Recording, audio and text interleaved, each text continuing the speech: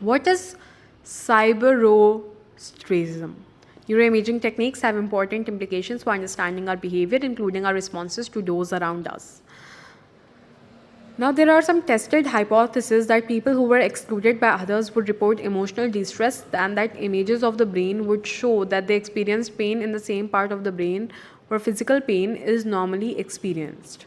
In the experiment, 13 participants were each placed into an fMRI brain imaging machine. The participants were told that they would be playing a computer cyberball game with two other players who were also in fMRI machines.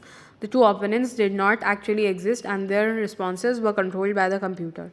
Each of the participants was measured under three different conditions. In the first part of the experiment, the participants were told as a result of technical difficulties, the link to the other two scanners could not yet be made, and thus at first they could not engage in but only watch the gameplay.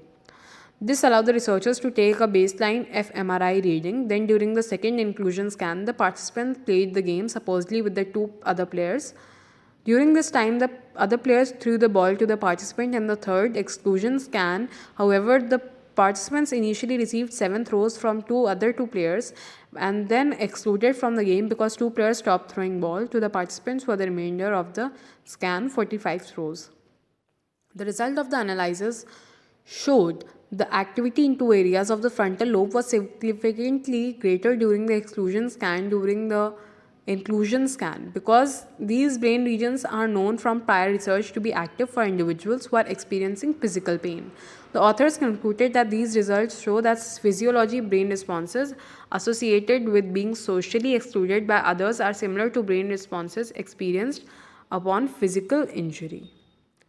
Putting it all together, the nervous system and endocrine system. Now we have considered how individual neurons operate and how roles of different brain areas. It is time to ask how body manages to put it all together. Now, electrical control of behavior, the nervous system. The nervous system. The electrical information highway of the body is made up of nerves, bundles of interconnected neurons that fire in synchrony to carry messages. The CNS, made up of brain and spinal cord, is major controller of the body functions, charged with interpreting sensory information and responding to it with its own directives. The CNS interprets information coming in from the senses, formulates an appropriate reaction, and sends responses to appropriate systems of respond accordingly. Everything that we see, hear, smell, touch, and taste is conveyed to us from our sensory organs as neural impulses, and each of the commands that the brain sends to the body, both consciously and unconsciously, travels through this system as well. Nerves are differentiated according to their function. A sensory or afferent neuron carries information from the sensory receptors, whereas a motor or efferent neuron transmits information to the muscles and glands. An interneuron, which is by the far most common type of neuron, is located primarily within the CNS and is responsible for communicating among the neurons. The spinal cord is the long, thin tubular bundle of nerves and supporting cells that extend down from the brain. It is the central throughway of information for the body. Within the spinal cord, ascending tracts of sensory neurons relay sensory information from the sense organs to the brain, while descending tracts of motor neurons relay motor command back to the body. If the central nervous system in command the center of the body, the peripheral nervous system PNS represent the front line. The PNS links the CNS to the body's sense receptors, muscles, and glands. The autonomic nervous system ANS is the division of PNS that governs the internal activities of human body, including heart rate, breathing, digestion, salivation, perspiration, urination, and sexual arousal. Many of the actions of the ANS, such as heart rate and digestion, are automatic and out of our conscious control, but others, such as breathing and sexual activity, can be controlled and influenced by conscious processes. The somatic nervous system is the division of the PNS that controls the external aspects of the body, including the skeletal muscles, skin, and sense organs. The somatic nervous system consists primarily of motor nerves responsible for sending brain signals for muscle contraction. The autonomic nervous system itself can be further subdivided into the sympathetic and parasympathetic systems. The sympathetic division of the ANS is involved in preparing the body of behavior, particularly in response to stress by activating the organs and glands in the endocrine system. Parasympathetic division of the ANS tends to be calm the body by slowing the heart and breathing and by allowing the body to recover from activities that the sympathetic system causes. The body's chemical help control behavior, the endocrine system. The nervous system is designed to protect us from danger through its interpretation and of reactions to stimuli.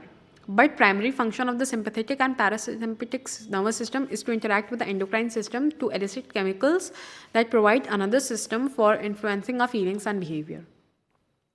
A gland in the endocrine system is made up of group of cells that function to secrete hormones. A hormone is a chemical that moves through the body to help regulate emotions and behaviors. When the hormones released by one gland arrive at receptors, tissues, or other glands, these receiving receptors may trigger the release of other hormones, resulting in a series of complex chemical chain reactions. The endocrine system works together with the nervous system to influence many aspects of human behavior, including growth, reproduction, and metabolism. And the endocrine system plays a vital role in emotions because the glands in men and women differ.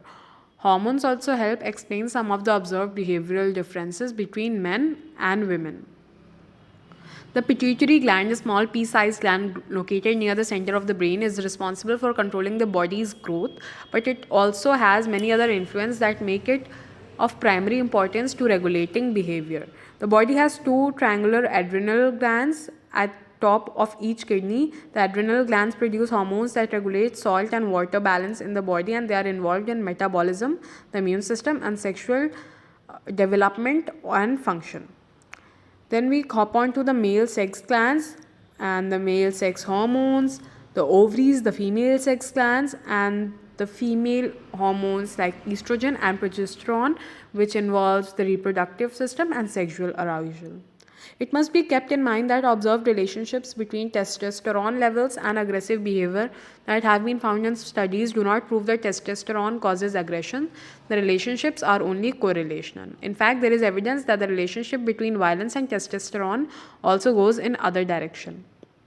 Playing an aggressive game such as chess or tennis increases the testosterone levels of the winners and decreases the testosterone level of losers.